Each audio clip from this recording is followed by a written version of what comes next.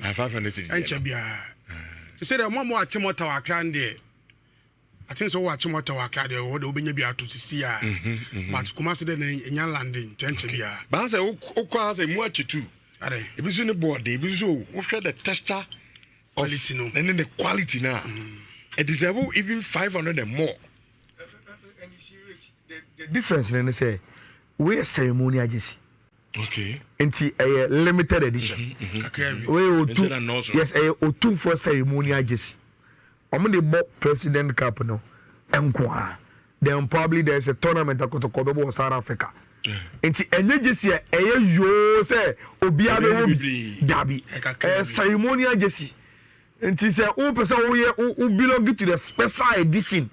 Kotoko supporters. When I have Monfa just into Facebook in Shawaz 4.5. Now, just now, I can't answer, no so brand every baby. According to Beniform, say 500 cities so to be charged. Yes. Now, 500 cities no air for replica. No. Yeah. There's also already just now say a limited edition, but there's also another limited player version. I know 1,000 Ghana cities. There's a player version and a quality. No, I was so be brave. Until open replica na 500, open player version 1,000. We a limited edition, Jesse. And Kotoko for no air to and your whole says a Dudrona antina, Nebono. To person we walk exclusive and conform with Jesse Libya. So I will show because we have own Kwana who will be sana. Now what to be up and now up be out of me also picture there already at the better Facebook because our numbers were so offer on deliver baby I will be they will have delivery service or meet me abroad so I guess you know Richard say baby I go stars also no make catch say omone basikoli stars Erigano abrante phone Emmanuel J omone de awie kwa na sa me patcho officially enu abrante na kwa ni medicals kama erema baby I go stars. Now, said Kojona me catch yourself from the Chum United or join Go Stars no. As a Go Stars for a quarter last minute to be. I'm a nation FC above him. Also, a former player my Chum United and the Casim make it there. Bechem players in Momona that day. Tomlin didn't come out Edrich. Aduana Stars or Jamrantier or coach, I will say catch over or Penino Minuka say or Romania. A callback no all corner. I catch Aduana Stars in penny for say or players Ibu on ma or Basso among the Monsan or Monfan. And yes, I party or no maybe on those of I return beam. There be a Aduana Jumaya, obey 3 months, 4 months. 1 year now. So maybe we know some our list. And the players in open. Now, so my list and then just here for Naba. Was a listen out, dear man. And they are there certain play every cry. Who play an own our interest or bonus in interest or club. And just or it's a lesson at 10 at least for 7 as 8 play. Okay. So call the room, I'll call to us say be a South place in our panel. Or with me the mobile dear or bar on the wife beba. Next way there and I feel about 3 months and 4 months be a better. Now when your first from North African teams, you know, and of Asia, Tama ni dina kwa bibi or kaka at my Aduana Stars. Now South place in already. Omo contract so and Aduana Stars in penny for your margin so much contract no at the moment. Abrante for Kojo Amuakon Amowin no. Gideon Boating and Abrante for Rich Saki. South 3 players with them contract na ba na wiye. E wo Aduana Stars so your margin so much chirem etimi at the moment. Continental Climax phobia and a vision of Susan Mekacho say Aludu Mohammed from Lagos City so many diabetes chipa has above room. I see coach Didi, monitor boy no. I was a boy in the bar, Bobo has a folk, Bobo Kono. Prince Kwabena Wusu. Also on national teams, you know, local blacks are saying, Uremu no ma, Didi, and then a Juma paint to Didi Nimno. South striker, no, what is us, and in the year, Memano, and Yamakra. Na 7 Amankona, 7 Amankona. Still now has a folk, about Mobrecum Chelsea. Sir Branton and a crack. Some was one offers from foreign air clubs, you know. Name house of folk. And in the branch to let you so many signature. Maybe I bet my come at the mom. Summer text 1996. A defender, Edma Golden Cake, Roland Gripman, I'm a captain. Also, I say nations. And I burnt in the Kuma Summer to swab over them. So many branches so a signature. A bubble muye pa. Now, so do all blacks. Also, I check on your qualification to the Ghana Premier League. No mo strike order mo buy about 27 goals. 27 goals. Na Premier League clubs no o money their bench na chi. Jefferson Rudolph Junior Nana Mensa. Abrante no chen for ball nto akyerem. Oye fantabluta. Na mom report na say foreign clubs be abopri na so here. To anya na adwene say Ghana Premier League clubs no. And then Premier League no body and so do bas na no kobebo. Na mom wo hwe foreign clubs. Consider foreign. Of course. Na Kumasa Santo Kotoko de ne de mejim dama Ayala sense fellas ne kura no. No problem. Ayala we are na House of Folk. Em say dan cry here discuss dididie no. Ye bosso. Say aden na oman twen na omo ya me hu the fate of Abaka Outtara. Of course. No this statement in the buy. And ya make us say House of Folk at the statement in the buy. So almost say Omari assign. Na new position no am dey na corner man for say okay do ebe kan wasam na yedi ehun eye enkomo minchia minia Alex Boateng ozo te kan mu ko boase na driver ni said there asi abiem ewo eye kan ma omuti dwumadi no kan no driver ni kro no yeda se pa nyame shaw se utie Nhyira passports dwumadi no nti aya wi aso na e de house de ne asembie ni ho isi say de na open no mai de ya oh say ubebusa sa de ntina se mu didi aba mo maye hu the fate of Abaka Outtara house say ne be ya omun live a room for speculation tino omo de cat anaba so omo so omo reassign no and then call special advisor to the board of directors. Ayala sa position what vida. Man dream who sa head coach ya jina juma finisam. Has at the community abase o coach na ya jina juma ya de ma maso didi dramani no. He say ya man different position our club nim. Position be na de man na say or ya special advisor to the board of directors of Accra House of Folk. New. Is he rich? Who do you know of Phyllis? No, and Chemunini. Account. Outtara and Casanova has. Yeah. The contract on he had signed. He signed the contract as technical director, cum first team coach. Technical director / first team coach. But Oba na has the coach.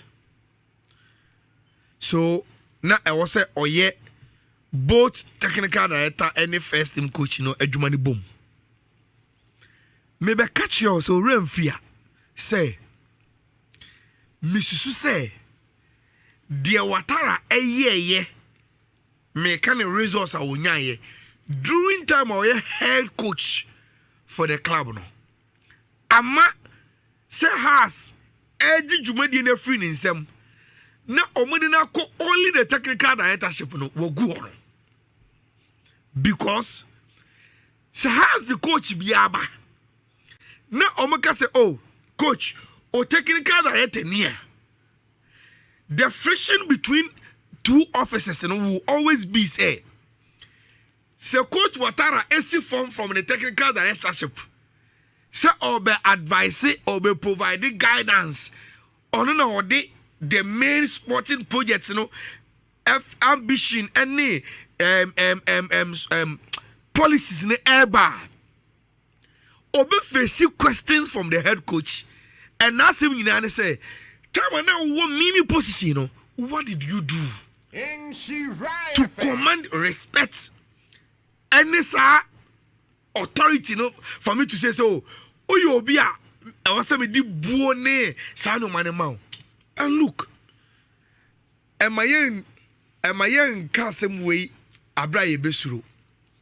Rich, Didi Dramani. Say unimine style or our dear Juma. He's almost also like a technical director. No patron be brave. Yes. Ope policies no. On opesa. I say. Or you deep. Yeah. Ha. Eti he always want to come from the deep perspective. Then the practicalities of the person, you know, he always reassign it to coaches now no more adwuma no. Me say obia onim didi do amani bia nim say current house of folk adwuma ye kwakoye. Say eba da de obekọ no mu oni place ni ye training. Na oni place ni ye say sa no mani nyina.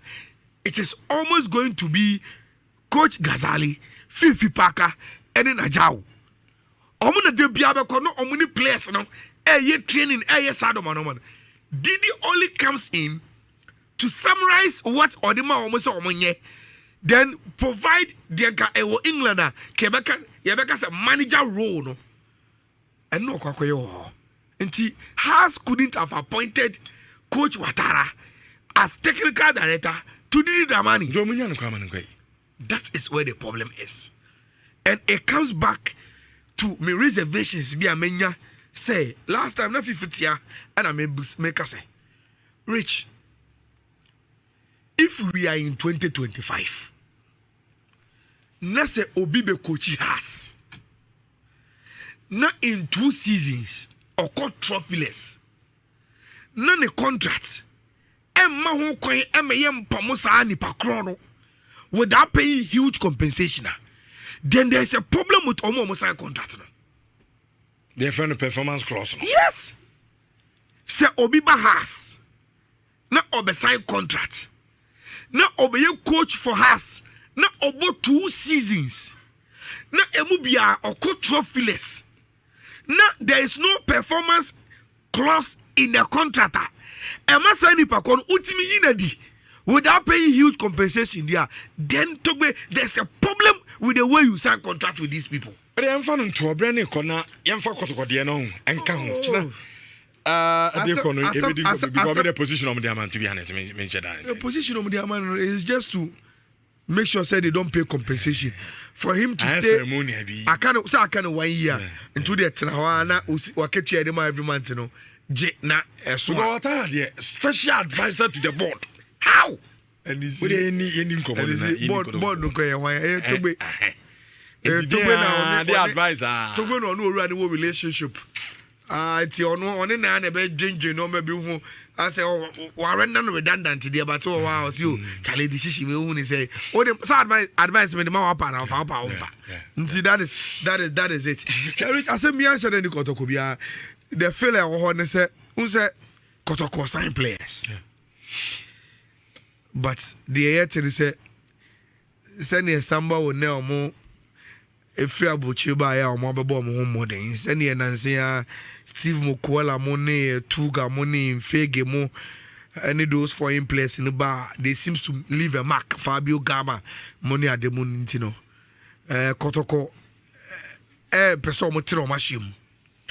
They are not just looking at Ghana for more augmentation of almost squad numbers of the Africa. They want to bring in foreigners. And CIA and say Kotoko they at least bear 3 foreigners eba. Omo yen shishaya mo mabanti in the coming days they will arrive. Na oma be training ebimu ohwa. On say the scouting network, you know, ebimu ohwa a players are the Kotoko scouting network in him. It be also a recommendation from Samba or Neomo, any other place to say, look, so we need your hair brand. President Cup. Yes, at least you bet me I'm an Abu. Yes, and the last fella no Kotoko itinerary, no, Obian Kotoko be resume training watching. So Omo resume training watching. Target thing in and say Omo beso Omunya team no sharp for the President Cup. President Cup ni won kai against House of Folk. Kotoko President Cup ni we say Kim omo ko South Africa because omonya invitation from Kaiser Chiefs. So omo mebo a certain invitational tournament. Enti Kotoko every President Cup na they will go to South Africa for some invitational tournament invited by Kaiser Chiefs. Omo boy no we are. Unim say Kotoko prelims of CAF Confederations Cup games, you know, in August. And the Kotoko African po answer league now starting. And the Kotoko those games, you know, in August. enti omubo games na no Rich na omo twen I think on the 13th of September our league in the best starting. So that is how Kotoko activities are going to be. Training starts Ochina. They will go to Accra and play the President Cup against us. Leave Ghana to South Africa. Come back and play Omo Africa. No? Then the league no ever starts on the 13th of September. So that is Kotoko itinerary for Omo off-season. Kofi Facha me mami twa me mra so. Mami twa me mra na. Amuzu garlic bitters ma moja di afrusani ye blood pressure any cholesterol kofom eyi sciatica yaw eyema stroke ayarefo emman pomuden wani ehunade ye sugar level kofom utumi ehome ye Amuzu garlic bitters tumi ma